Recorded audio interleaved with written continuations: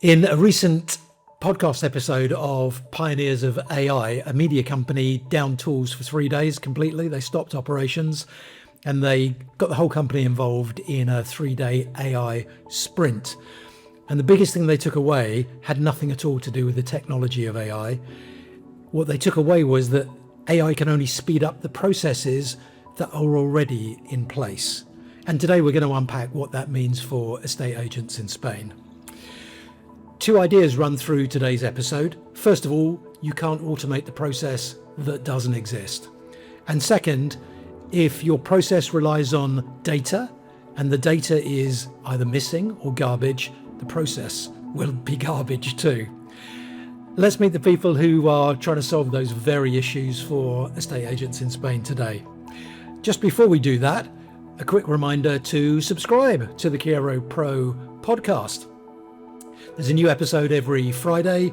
It's on YouTube, Spotify and Apple Podcasts and probably everywhere else that syndicates off of those platforms. So do the subscription thing and get notified when there's a new episode. Season 2, this season of the Kyero Pro Podcast, is all about AI and estate agents. And this is episode 3. So Ash, let's kick things off with you. Obviously, everybody's talking about AI at the moment, and the real estate industry is no exception. It's not immune from that. But you're on the ground and you see estate agencies take on AI projects or think about it. Why do so many projects either fail or never get started in the first place? Yeah, that's a very good question. Yeah, so I think with AI, it's like any other technology. Yeah, I've been in technology for 25 years, building systems, business systems. And it always has one purpose, really. Whatever technology we're using is to solve a business problem. And that hasn't changed really with AI. It's the same. It's another technology that's going to help solve a business problem. But what might happen initially, there's a frenzy. Everybody's talking about it. Everybody want to jump on using the latest and the best tools. And that's not necessarily the best sort of starting point. So the biggest mistake I see companies making is asking the wrong question, which is, what AI tools should we use? The better question is, where are we using time, money, and opportunities?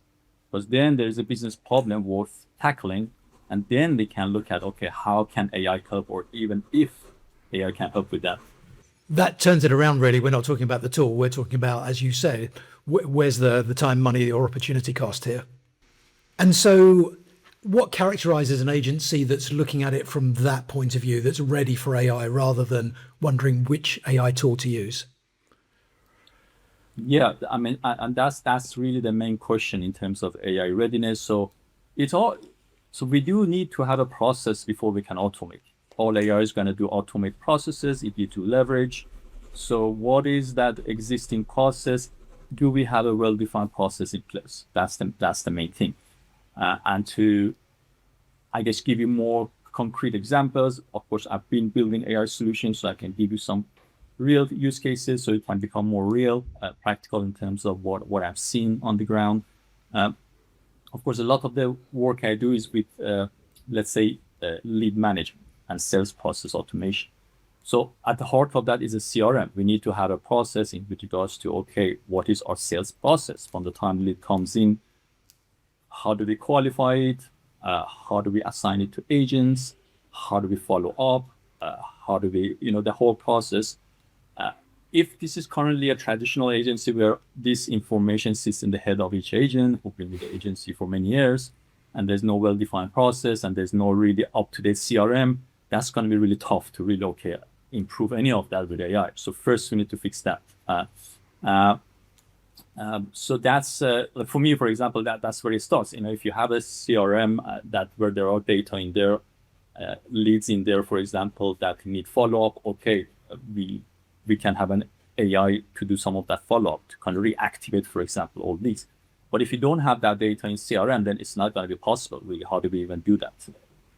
Although there is a caveat to that, we can cover that a bit later on, that there is also possibility to kind of bypass that now. Some of that okay, we can have. Cool. Yeah, I think we'll get onto that a bit later. So AI isn't necessarily a magic box. You need data and process, some data and process in place before you can plug in the AI to automate it. Yeah, exactly. And a good analogy to use, you can, let's say you hire the world's best assistant to help you with the sales. Now, unless you give them good instructions, a playbook, and a clear idea how the business works, they're not going to really produce good results because they don't know exactly what they need to focus on. So that's AI is the same. If I build AI assistants essentially, and that AI assistant needs clear instructions, clear training, clear optimization, and to be able to do that, I need to understand the business world, and also we do need to have ownership from the business itself. They cannot just say, "Hey, come fix this. I don't have no time," unless they have very well defined, written, SOPs, that is a standard operating procedures. If everything is well defined and that they have a very nice system where they have onboarding for new recruits, that here's our processes, follow it, onboarding. That happens at a very good, I guess, larger companies. I doubt a smaller agency has all that well-defined processes. So that's where then the owner, let's say, needs to be involved with this initial analysis and defining the processes. So it becomes really a process optimization and definition, and then scoping the AI solution for that. Cool, thank you. Nick, let me jump over to you. In your capacity as Ops Director at Kyero, what have you seen in terms of the issues around data quality and how you handle that? Well, certainly we went through a stage where we had a major data initiative where a lot of engineering time was pushed into that route. So this is pre-AI, but just the general methods, I think, still apply of this idea of garbage in and garbage out. So we found that it took us years and years to get a handle on the quality of the data that was being put into the system.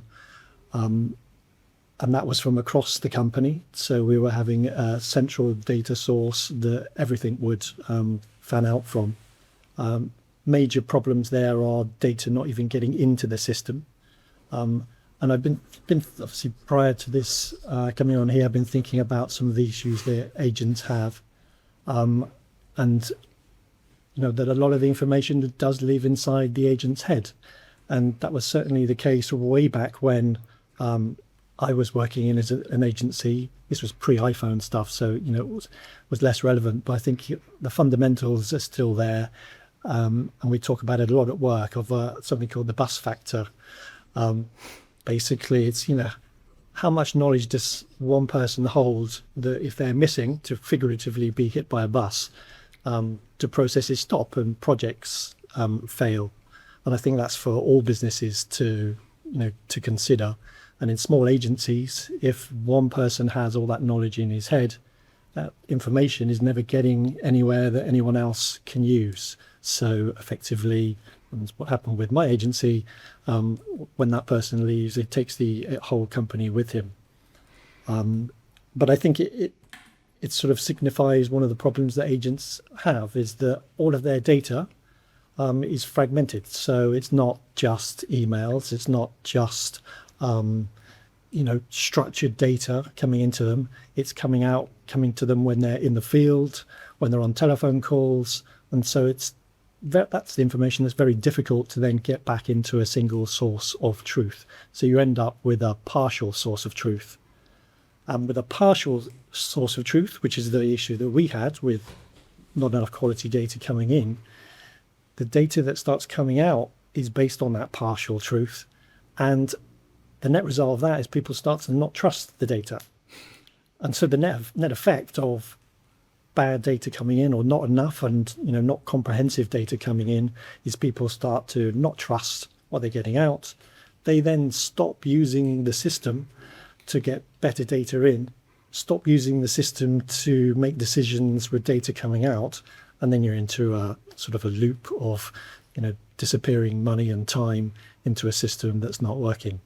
So it's not easy, and as I say, it's having the processes in place and everybody adhering to those processes.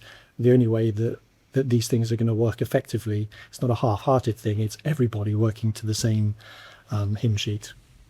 I think from an agent listening to this point of view, they're already probably feeling a little bit daunted, thinking, well, which one of us has all our data lined up? Well, that's the whole point of this, isn't it?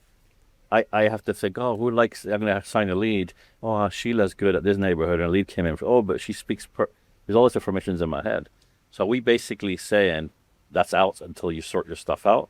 Or could the service of the AI consultant deal with both things at the same time? And I think that question would apply to almost any of the things that we're talking about. Like, okay, my follow-up sucks. Yeah, you've been telling me this for years. I don't, it's inconsistent. My data's all over the shop. What I'm hearing is the AI consultant's not going to want to get anywhere close to me because of that.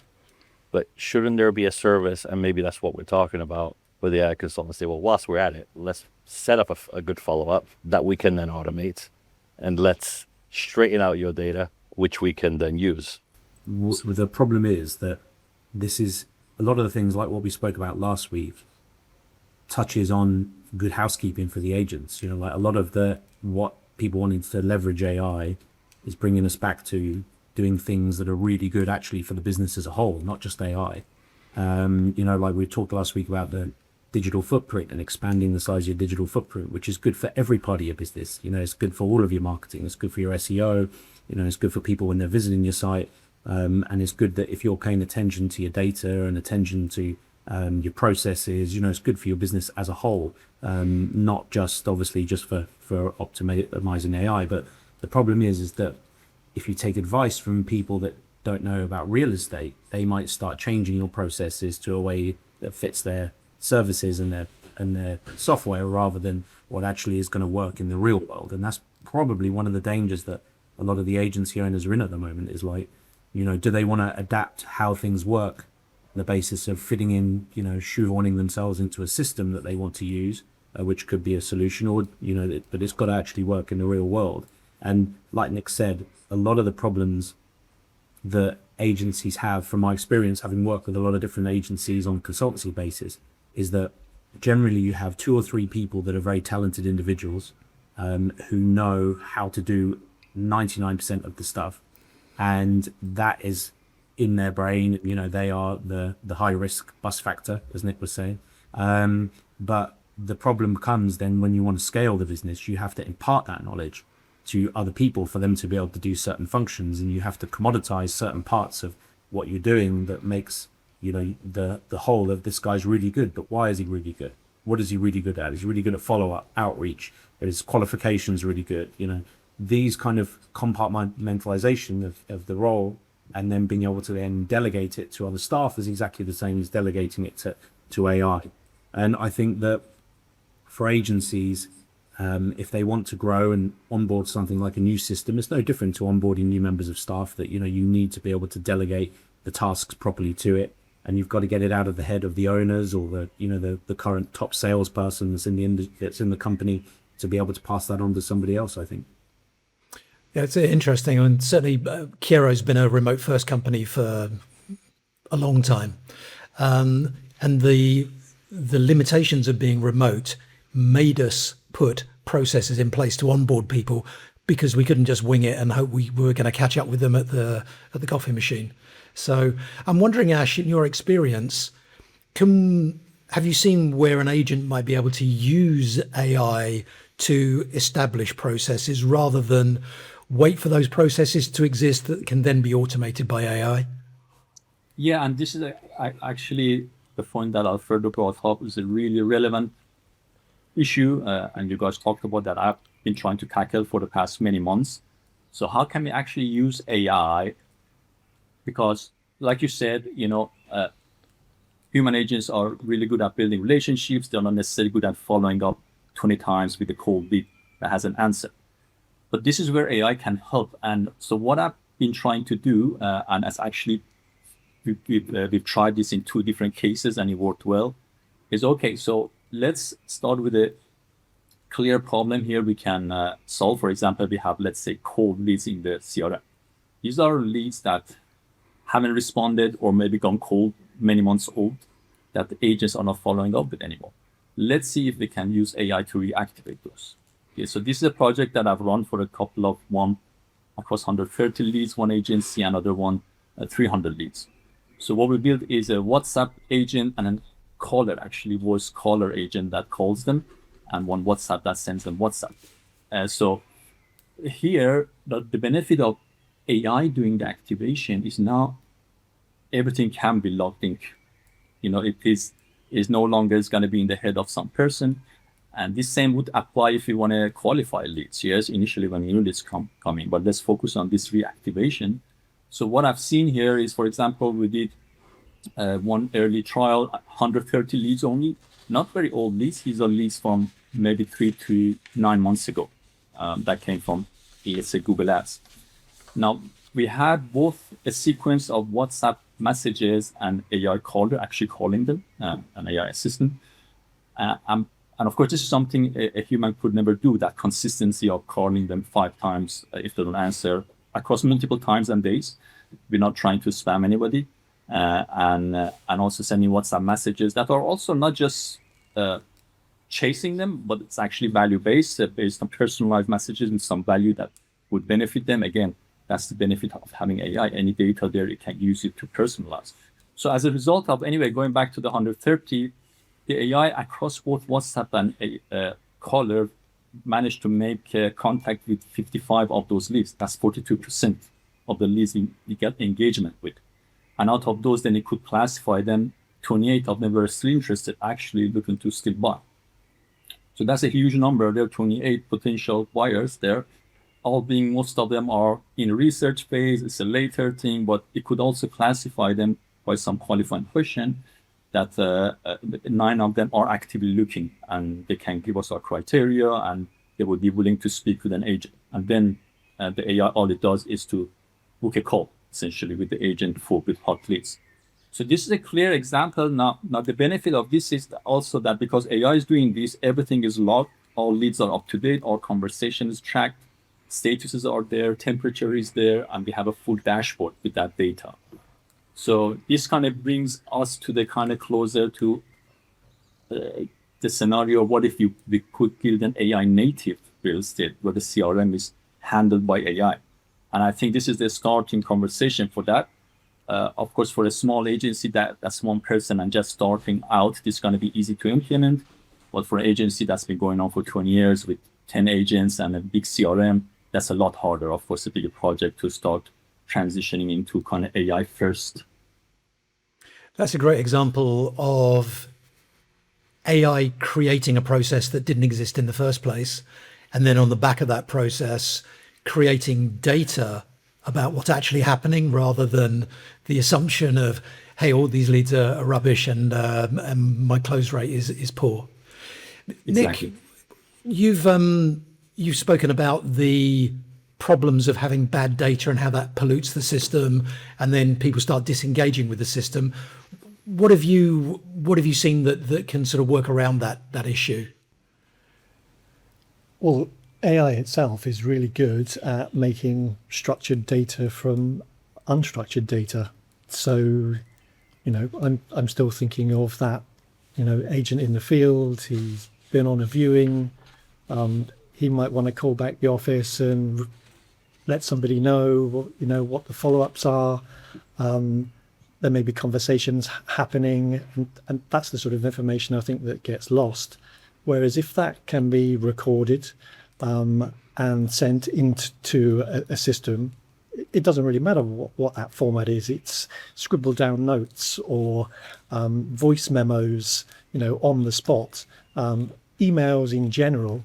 AI is great at taking that information and putting it into a structure that can be used in a database, in a CRM, that then is very useful going forward and doesn't get lost.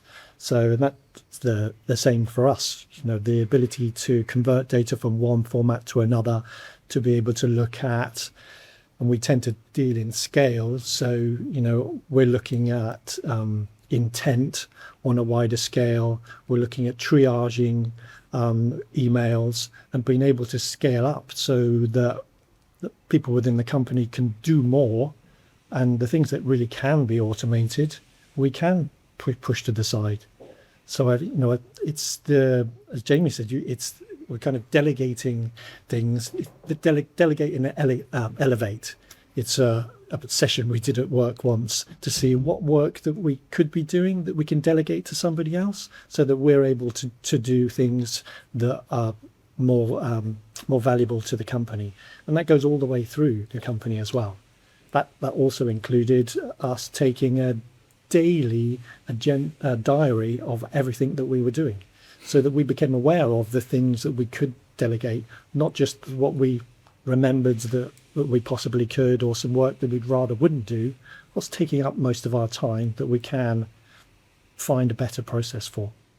So what I'm hearing is that if we're able to plug AI in to some processes, it can create data, new data for us to do a better job.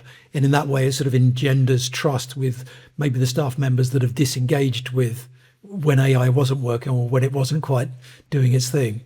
Yeah, or when the agent's been out on a viewing, next thing you know, the couple they saw turns up at the office the next week, unannounced, because somewhere along the line the appointment was lost. You know, that information didn't get back because it was part of a conversation that never got logged. Thanks, Nick. Over to you, Jamie. Your business is, if I've understood it correctly, based around surfacing data that already exists. Tell us about that and what problem you're solving. Yeah, so from all of my years in agency, I was very acutely aware of all of the data that we as agents create on a daily basis, lots and lots of data points. And as I went over the years and I started scaling my business, I realized how important it was to leverage this data, especially when you're working across different parts of the business and, creating different KPIs which could forecast problems before they became issues. So if we had a dip in our new business leads, or if we had a dip in our inquiry levels, then you can start forecasting, okay, our stock levels have gone down slightly and our lead levels, so you can start forecasting maybe we've got a problem come in which will show up in our financials in 3 months' time or 4 months' time, but you can get ahead of it. So by doing that, I was very aware of all of the different data points, which are really high value, that all of the agencies currently are creating, which basically sit living in our CRMs. So, if you've got a CRM or your spreadsheets, agents don't use these data points for any of their marketing, and a few of them use it to leverage their business. But coming into kind of a new version of the digital age, where the kind of data that we have and the data that we can surface to use to promote our business is more and more high value than it's ever been. What we do is we plug into the agents' data feeds for their websites, or it can be their CRMs, and we help extract the data that they're currently creating. Their businesses are already creating this data, and we add it to their digital footprint. So what we do is we take the data, structure it for them, combine it with the data that they're already putting out onto their website, and we create what basically is a much larger digital footprint for the agencies, which is also very, very high value for the AI models, because the amount of data that we're putting out, which is really indicative of what's happening in the market, what's happening on a sort of hyper-local basis. And most agencies want to target things on a hyper-local basis. Most agencies don't want to just be known for the best person on the Costa del Sol. They want to be known for the best person in their pockets. So what we do is, if they want to target these areas, we pull out the data points, which are really high value for them, which helps them be identified as real experts in those areas that they want to be known as the best agent or the experts for. And we give it back to them and they host it. So it adds to their digital footprint for their own domain, basically. Thank you. So last week you said that buyers are already incorporating AI into their search. It's not just Google anymore. They maybe go to one of their favorite LLMs and start searching, say, for property in Marbella.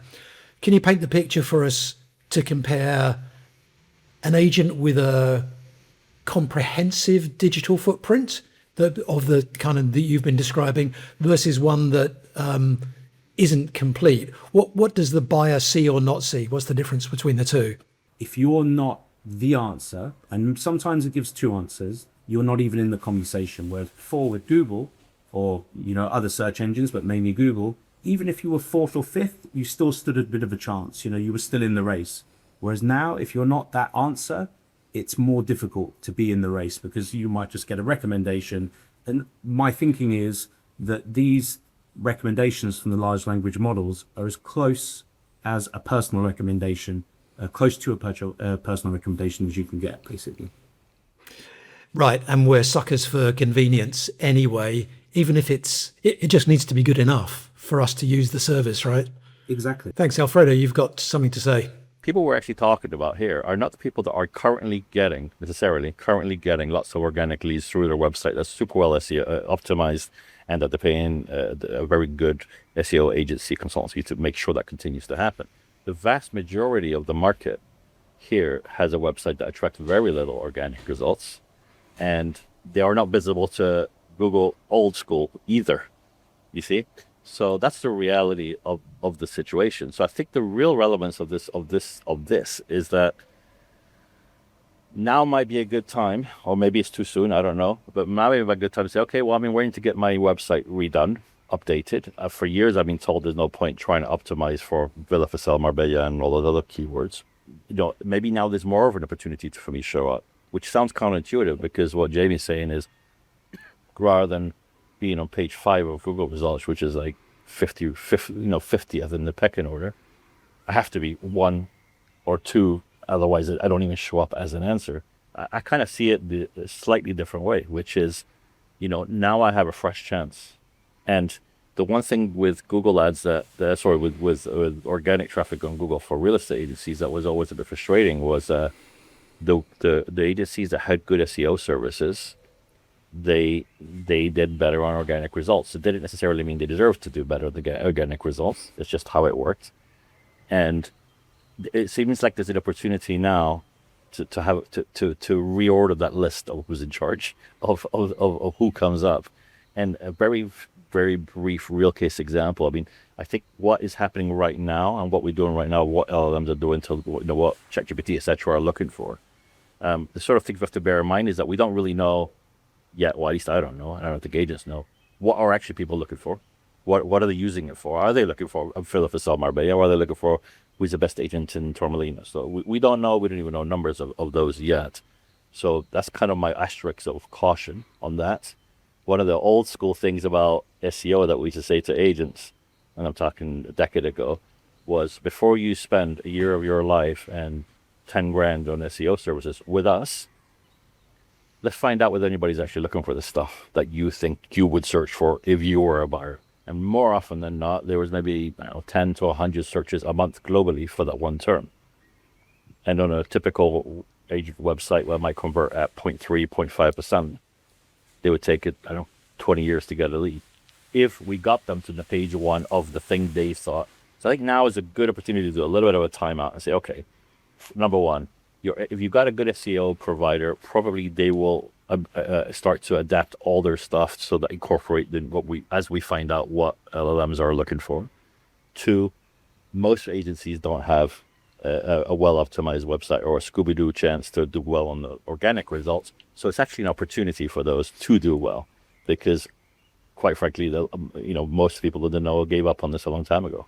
I agree, Alfredo. The current disruption, I think, is an opportunity for people that weren't playing the game before.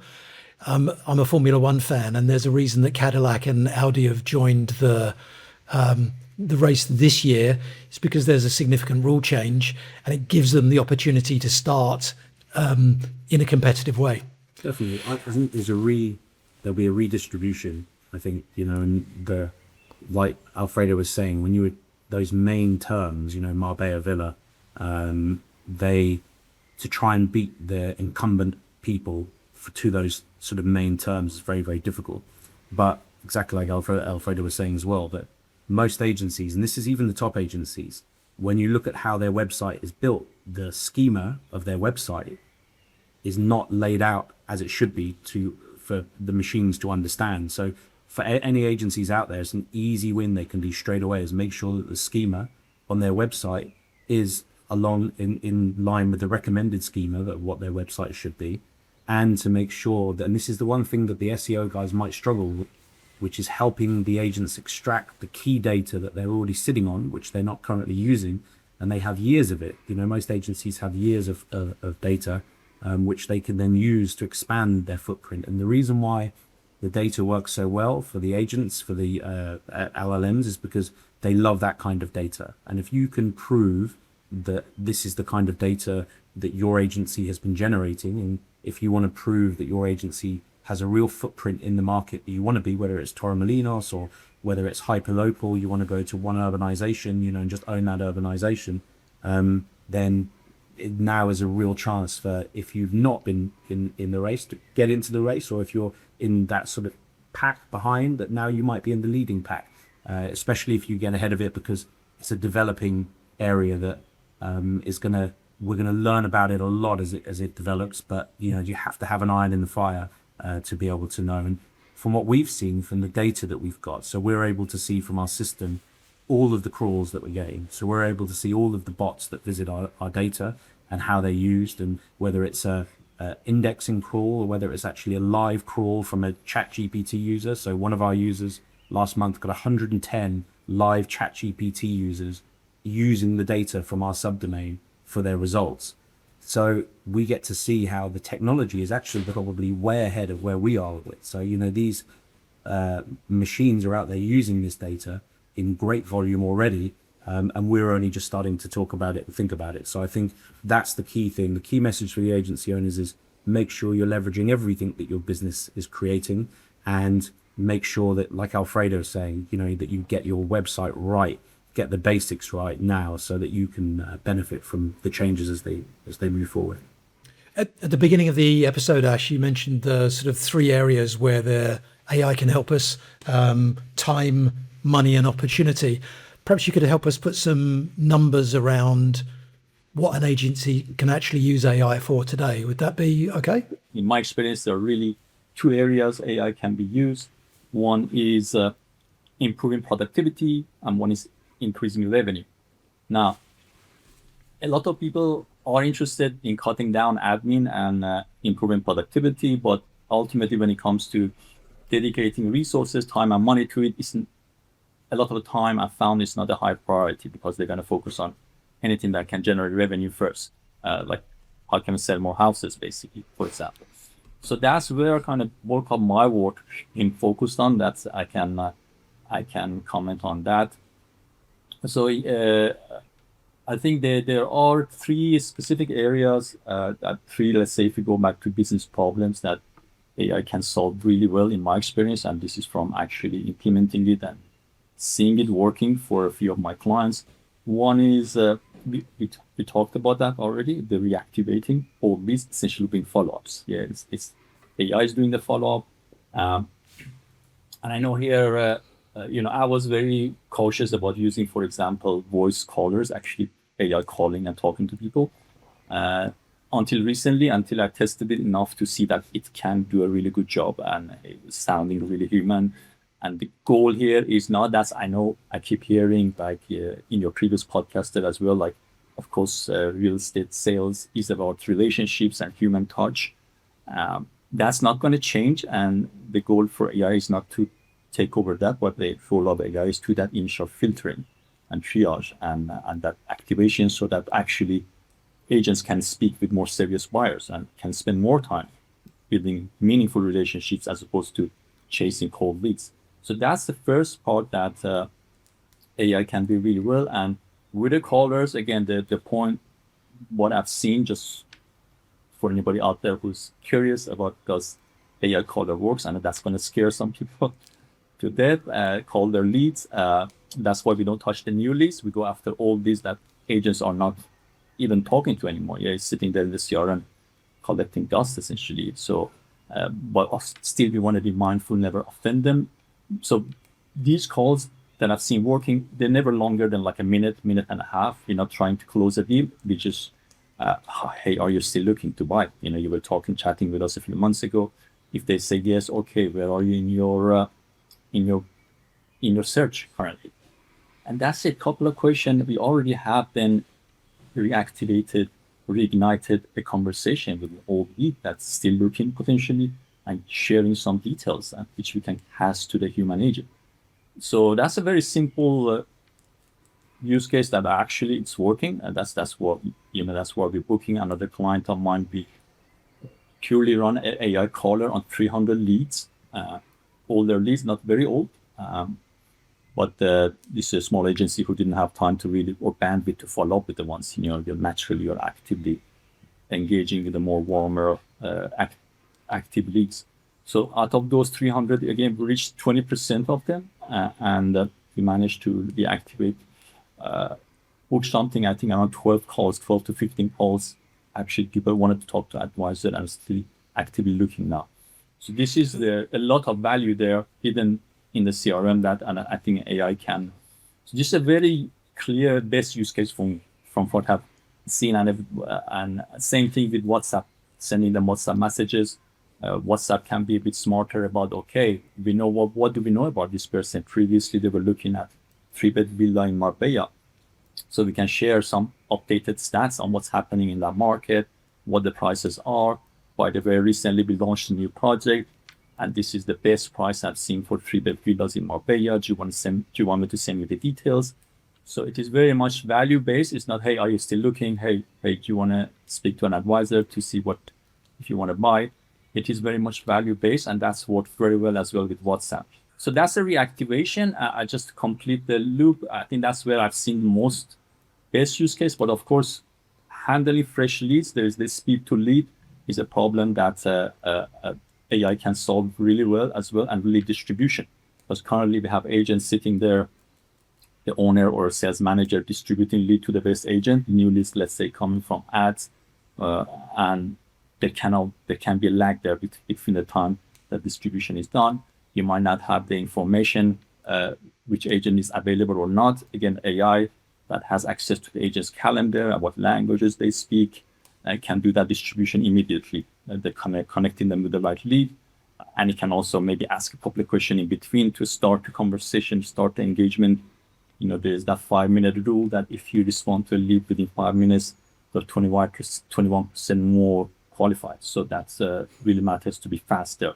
So that's another use case that I've seen again with one of our clients generating really making a difference to the conversion and number of appointments they're speaking with, the number of, let's say, warm, good quality, serious buyers. It makes total sense to me to apply AI to revenue generation or something I can attach a euro value to, because none of these things are free. So unless I can attach some money to the outcome of this thing, it's difficult to know how much to invest in the time and money in the process and the automation itself. Yeah, exactly. But of course, I think, there is time is money. And I definitely think, it's an area that any time we can save for the owner, for the agents with AI, something they should definitely look at. And there are lots of tools there. You might not need an AI consultancy to come and help you. Of course, if you look at tools out there and just ask AI, how can you help us with this, improving this the productivity in this case, for example, answering emails, whatever it is, or clearing data. Then there are also quick wins there. Anytime you can save on admin, then you can spend more on generating revenue. Thank you. I was just thinking that a very good test for an agent in Marbella would be to have a search for themselves. Tell me everything you know about my agency, and then tell me everything you know about this other agency, and see exactly what comes back to get a good idea. I think that actual process is exactly the kind of process that a buyer goes through as well. I turn up in Marbella and I visit an agent, have a quick chat with him. I'm straight back home and I'm searching for that agent. I'm trying to find out what else is out there about him before I trust them with potentially the biggest or second biggest purchase of my life, or give my property to them to sell. So yeah, exactly as Jamie says, your digital footprint, where you are, what you're doing on a micro level is just going to become more and more important. It's not about then where you appear in the rankings. It's can I be trusted by people? Can I be trusted by AI? I think there's an equivalency there. Thanks, Nick. Good point. Alfredo, how does that sit with you with your agent's hat on? If you're going to give me one answer, who's the best agent in Cala Honda? And currently we know you can game the system, as in you can put it in your own page on your own website saying how I'm number one. And we're seeing that with the results. At the moment, if you're going to give me just the answer, go, oh, it's definitely Alfredo properties. And if Alfredo properties is the wrong answer, then the LLM is screwed up, because it's not like it's a second choice, a third choice, a fourth choice. So I think that the thing that Nick was saying about, asking about yourself, if you're not in a list that you should be in, rather than look at it as I need to do more visibility stuff, which you do, kind of like what Jamie was talking about, I would look at it as this isn't doing its job. I don't trust it anymore. Right? And a clear example of that is an agent I work with is like definitely a leader in this one urbanization. It's got the office at the entrance to the urbanization. It's the only agency on site. And if you search who's the best agent in, they don't show up. And you can try and try and try, and they do not show up. And you can even go as far as asking, why are you not putting these people on there? They're the only agent in this whole neighborhood. And then it kind of goes, oh, yeah, maybe, good point. Yeah, they'd be a good one to have. So it's kind of a 50-50 blame thing, isn't it? Meaning that, yes, we need to become visible for where we deserve to be.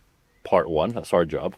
But the second part, from a consumer end, if ChatGPT is providing rubbish results and not actually answering a question that I can trust, then I'll stop using it for that. So I think there's both sides to this whole story that have to work together, if you know what I mean. Yeah, it's making me think of the dilemma that Google had, going back a few years.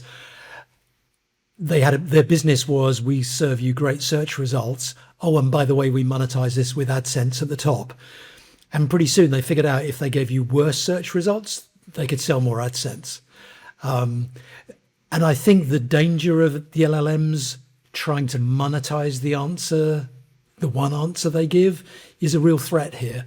Because as soon as we don't trust that one answer for whatever reason, because it's paid for or because it's a bad answer, there's no fallback. There's no, okay, well, I'll go to the second one in the list. So there's, it's still playing out, isn't it? That dilemma. Do you have a takeaway for agents from this episode, Alfredo? What's the one thing that you would advise an agent to do based on what you've heard?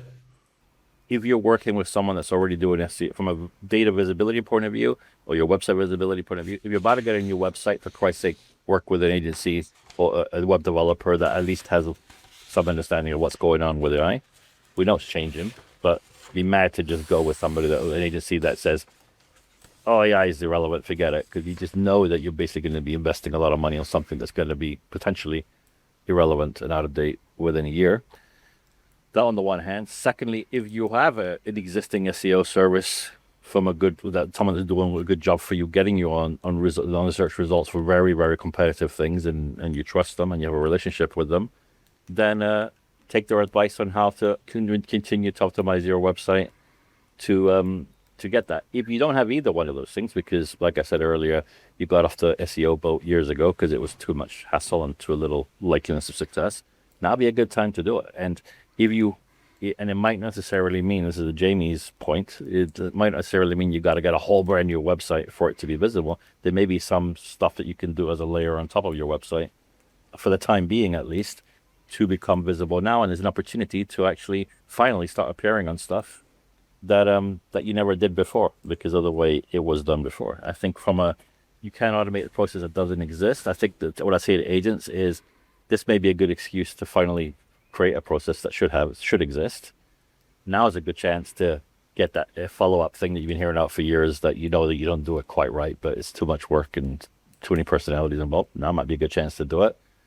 But also the final thing on the point for agents, I'll be saying, is that the fact that you have bad data and bad processes, that might be solvable by AI itself, which is kind of what Nick was said.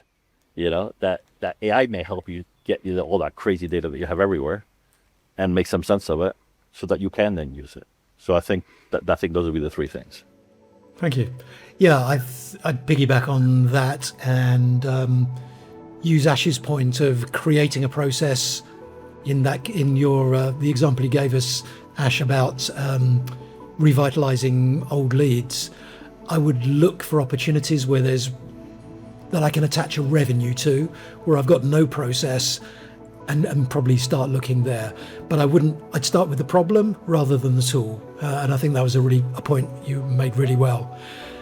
Having said that, there are 2 tools I want to recommend to agents this week, and they're foundational tools. One is Granola.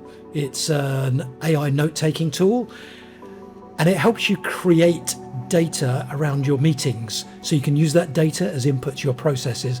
There'll be a link in the show notes, and you can get a couple of months free for that. And the other tool we use a lot is Whisperflow. It's like a dictation app, but it means you can talk to your AIs, talk to anything rather than type. I'm a really slow typer, so it means I can get the data out of my head into a system much quicker. And again, there'll be a link in the show notes where you can get a month's free. Next episode, next Friday, we move from the back office, the process and the data, into the front line. We're looking at a case study of where an estate agent is actually implementing an AI agent and following their case study. So join us for that. And that just leaves me to thank our guests, Nick, Ash, Jamie and Alfredo. Thanks for joining us this week.